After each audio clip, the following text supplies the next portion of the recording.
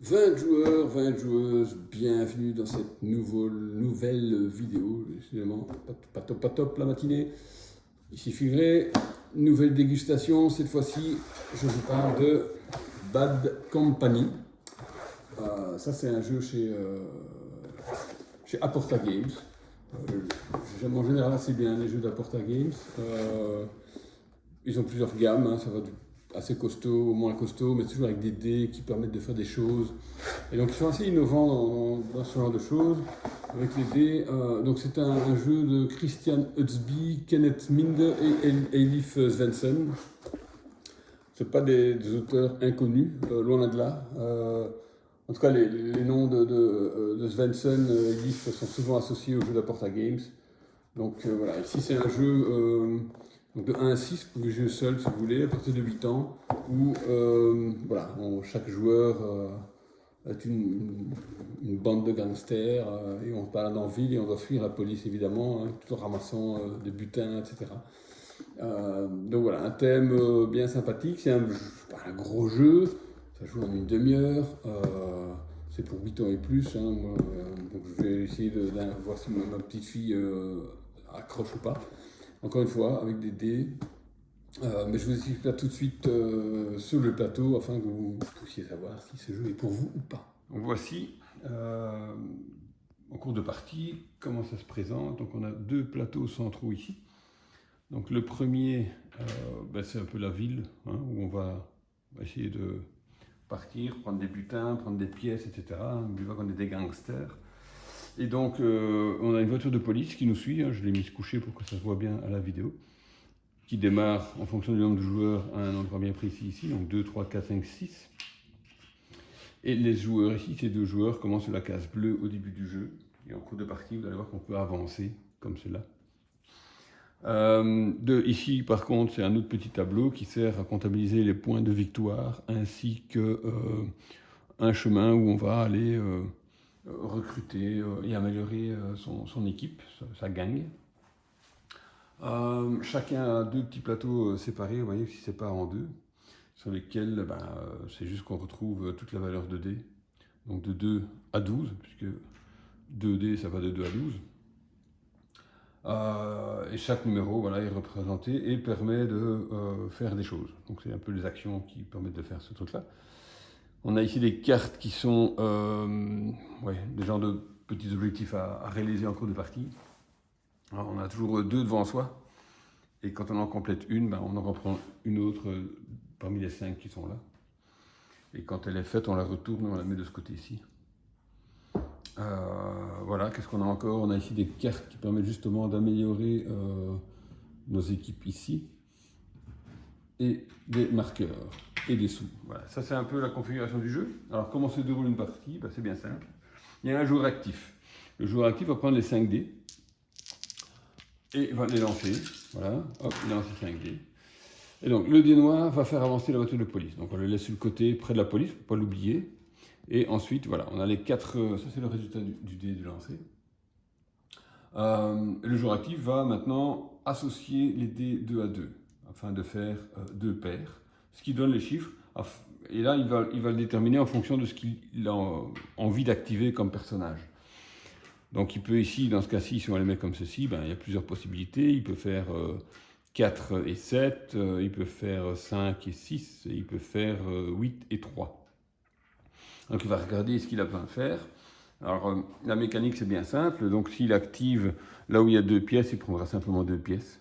Donc dans ce cas-ci, s'il fait le 3 pour celui-ci et le 8 pour celui-ci, ici c'est prendre 2 pièces, ici c'est mettre un marqueur sur un symbole comme ceci. Donc ça c'est un cadenas. Les cadenas comme on les trouve ici dessus. Chaque carte a des symboles, hein. Ici on voit le cadenas, des masques, des torches, il y a des mains aussi, ça c'est le dernier symbole qu'on peut voir. Donc voilà, donc ici il prend un marqueur, tous les marqueurs sont les mêmes, hein, c'est tous les marqueurs verts. Il n'y a pas de valeur à ça, c'est juste pour dire voilà, on place le marqueur quelque part. Donc s'il décide de faire ça, il va prendre 2 pièces et mettre un marqueur sur un cadenas. Alors le cadenas, il peut les mettre soit sur son plateau, de chaque côté il y a moyen de mettre réunir 2 symboles afin de gagner le bonus qui se trouve ici, ou le mettre sur une carte. hein, afin de compléter la carte. Bon, on va dire que le 3 et le 8, c'est pas trop intéressant pour lui. Il ferait peut-être mieux de faire un 7 et un 4. Voilà. Pourquoi? Parce que le 4, il a déjà mis à jour quelque chose. Je vais y arriver dans 2 minutes. Donc par exemple ici, il fait 7, il gagne 2 pièces. Voilà, il prend 2 pièces. Et avec le 4, comme il a déjà 2 symboles, c'est le symbole du volant. Volant de voiture, ça veut dire qu'il avance la voiture. Il avance d'autant de cases que de symboles. Dans ce cas-ci, comme il y a 2 symboles sur la même case, il avance la voiture de 2. C'est le blanc, il fait 1 et 2.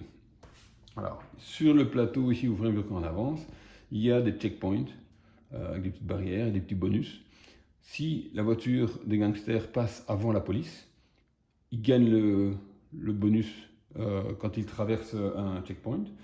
Par contre, si la police est devant et qu'ils traversent, ils ne gagnent pas le bonus. Voilà, c'est bien de rester devant parce que c'est une manière aussi de gagner certaines choses. Quand il a choisi ce qu'il voulait faire, tous les autres joueurs vont prendre une des 2 paires et activer leur personnage. Donc le joueur d'en face, parce qu'on est à 2 joueurs, il peut activer le 4, sur lequel il a 2 symboles, un masque et un cadenas, ou activer le 7, et le 7 lui permet de gagner 4 pièces. Donc admettons qu'il prenne les 4 pièces, donc une seule des deux qu'il peut activer. Ce qui veut dire que le joueur adverse, bon, lui n'a que 2 pièces, mais le joueur adverse, maintenant tous les joueurs peuvent, s'ils le veulent, dépenser leurs sous en fonction de la case où ils se trouvent. Donc ici, ils sont tous les 2 ici. Donc le joueur adverse, c'est le mauve. Pour passer d'une case, il doit payer 5. Vous voyez, c'est crescendo. C'est 3, 4, 5, 6, 6, 6. Et à la fin, si on arrive jusqu'ici, qu'on paye 5, on gagne 3 points de victoire à chaque fois.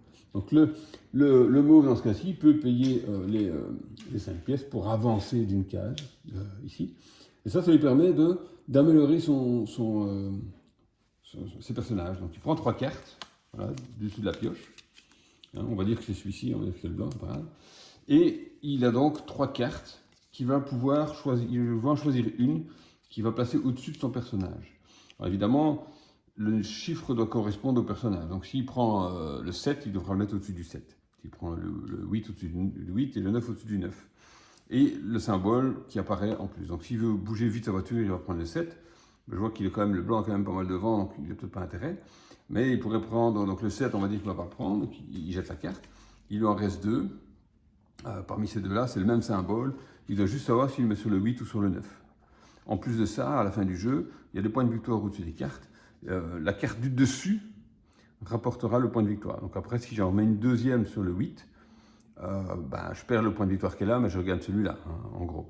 Et les cartes bien faites, parce qu'au fur et à mesure qu'on est aux extrémités, c'est 2 points, et quand on est au milieu, c'est 1 point. Sans doute que la probabilité de faire des chiffres plus extrêmes sont moins élevées. Du coup, ça vaut plus de points pour la fin du jeu. Voilà, donc ça c'est un tour de jeu. Quand c'est fini, on regarde si le dé noir ici, si la voiture de police bouge. Si elle bouge, elle avance tout simplement. Elle peut rattraper les autres voitures, il n'y a aucun souci. Elle peut même être à égalité, il n'y a pas de problème là-dessus. Et donc voilà, donc les symboles, c'est tous les symboles ici, il y en a 1, 2, 3, 4. Hein, le masque, la main, enfin le gant, le cadenas et la lampe torche. On les retrouve sur les cartes. Le volant, c'est pour avancer la voiture.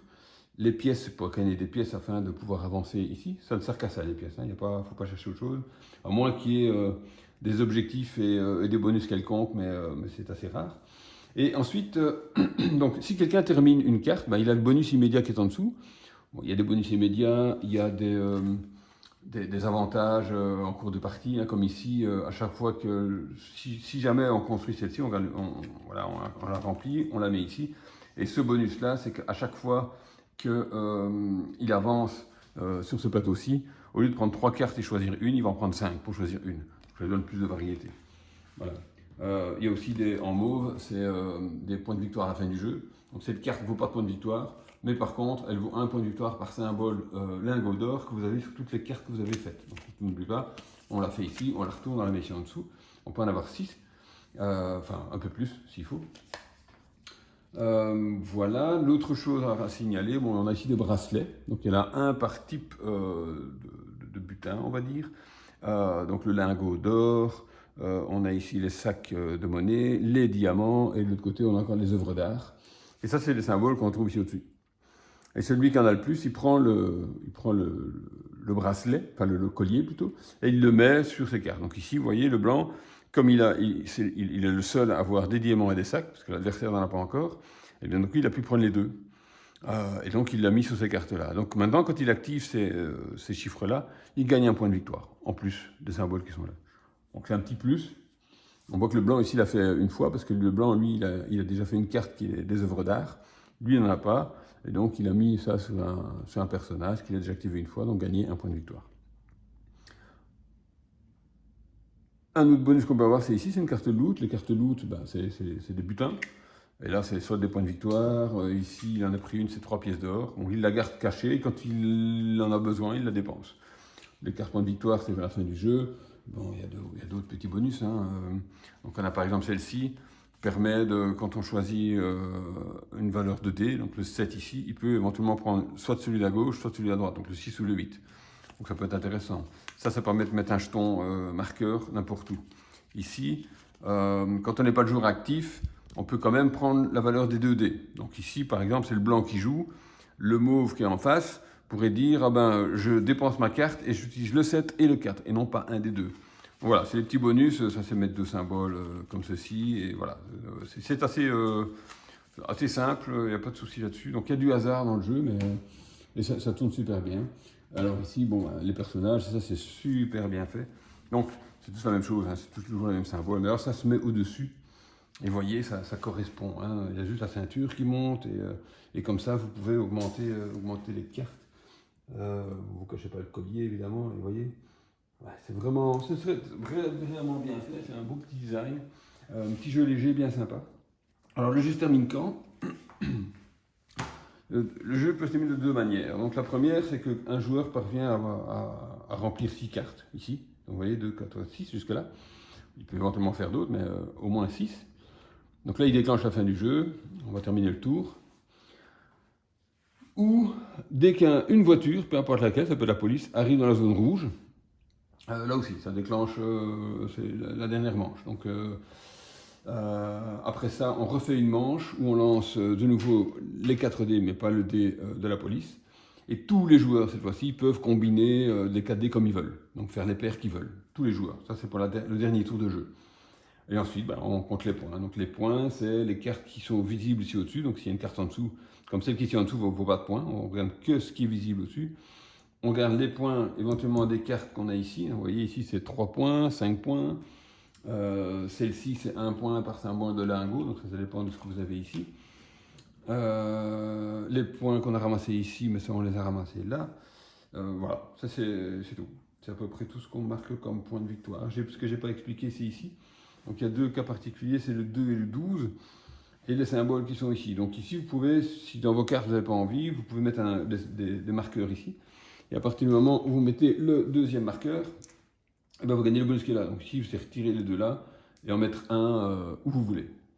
Bon, c'est pas très utile, mais parfois vous faites des masques et vous n'avez pas à en mettre sur les cartes, donc vous les mettez là. Ça vous permet de mettre un marqueur ailleurs. Quand vous mettez 2 mains ici, vous gagnez 2 pièces. Dans ce cas-ci, si vous parvenez à mettre 2 cadenas ici, vous avancez votre tour de 1, et si vous mettez 2 lampes torches, vous prenez une carte loot, une carte butin. Le 12, on fait rarement, mais si jamais vous faites un 12, vous avancez votre voiture de 2. Et le 2 est très particulier. Le 2 permet de choisir un symbole parmi les 3 là. Donc on ne parle pas de la lampe torche ici, on parle du cadenas, de la lampe et du masque. Et vous regardez combien vous en avez. Donc, mettons ici que je prenne le cadenas. Je regarde combien j'ai de cadenas. J'en ai 1, 2. Bon, j'en ai que 2. Bon, bref. Donc, 2 cadenas, ça veut dire que je peux prendre 2 symboles, enfin 2 marqueurs et les mettre sur des cadenas. Donc, je pourrais les mettre ici, par exemple. Donc, le 2 est intéressant aussi quand vous avez besoin de tout un symbole bien précis. Et vous activez tous les symboles que vous avez visibles sur votre plateau. Et bien voilà, c'était la dégustation de Bad Company. Encore un petit jeu que j'ai bien apprécié. C'est une grande boîte pour un contenu qui est un peu moins grand. Il y a beaucoup de vide dans la boîte, c'est un petit peu dommage. Ça aurait pu être une boîte un peu plus petite. Vous avez un peu les sensations de, même si la mécanique est totalement différente, hein, entendons-nous, mais un peu le même plaisir que quand vous jouez à The Boss, ou dernièrement les Apaches de Paris. Là. Ouais, c'est léger, vous ne maîtrisez pas tout, mais c'est un plaisir ludique de ce gabarit-là, je dirais. Donc ici, je trouve que le thème est quand même bien repris. Il y a quand même un peu d'interaction, hein, même si c'est pas un roll and ride parce qu'on n'écrit pas. Vous faites qu'activer des faux personnages qui sont devant vous. Et ce qui est pas mal, c'est que voilà, le joueur actif, lui en active 2, les autres joueurs en activent 1. Donc parfois, quand vous hésitez entre vos chiffres, enfin, quelle combinaison vous allez faire, regardez chez les autres, ah ouais, mais lui, hein, pas top si je lui donne ça, quoi. Donc je préfère peut-être faire ça, et hop, et c'est parti. Donc il y a plus d'interaction que comme les jeux de dés, d'autres jeux de dés qu'on peut avoir. C'est pas non plus super interactif comme les jeux d'ambiance, mais c'est quand même pas mal. Alors c'est une course de voiture qui est pas mal, avec la police qui vous poursuit. Si elle passe devant vous, ben, vous ne touchez pas les butins sur le checkpoint. Une partie n'est pas très longue. Donc vous évitez la répétition parce qu'effectivement ça pourrait être trop répétitif à la longue, mais la durée est bonne. Donc on n'atteint pas ce niveau-là, on est vraiment dans le jeu. Au début, évidemment, on va plus vers des sous pour essayer d'améliorer sa gang, hein, comme on dit au Québec, sa gang. Donc pour justement avoir des meilleurs bonus et des meilleurs, enfin encore plus, quoi, améliorer sa capacité. Donc voilà, une belle surprise. Franchement, à Porta Games, chaque fois qu'ils sortent un truc, il faut que j'aille voir. J'ai pas tout aimé, mais souvent ils font avec des dés, ils trouvent des petites astuces qui changent des autres jeux. Donc encore une belle surprise en ce qui me concerne. Ce qui est pas mal aussi, c'est les plateaux sont en 2 parties, donc vous pouvez les combiner comme vous voulez, et ils sont asymétriques entre les joueurs. Donc si moi j'active mon 6 et que je gagne 2 pièces, les adversaires vont peut-être pas gagner 2 pièces, ils vont peut-être pouvoir passer un marqueur ou avancer leur voiture. Donc là il y a une petite asymétrie. Donc voilà, c'est pas grand chose de plus à dire sur Bad Company. Vraiment, moi j'ai bien aimé. Franchement, c'est très très agréable. Donc voilà, j'espère que vous allez essayer. Hein, je vous ai envie d'y jouer. Et puis, on attend vos retours évidemment sur 20 jeux. À la prochaine.